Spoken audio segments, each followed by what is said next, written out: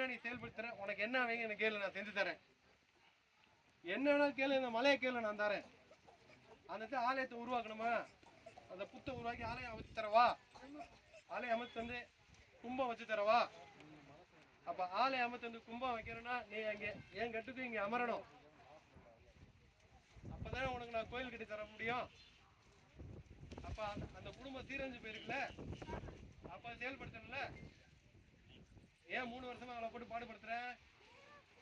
உனக்கா பழிய சுமந்து இருக்கால அவ.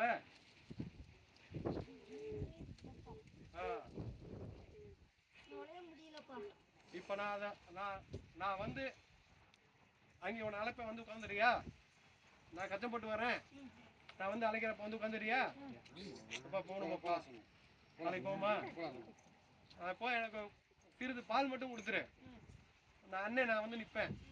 நான் அங்கே உள்ள கட்டை உடச்சி கொடுத்து உன்னை உள்ளே ஏற்றி விட்டா வந்துறியா? பார்க்க மாற மாட்டியா? சத்தியம் பண்ணு, நீ வா.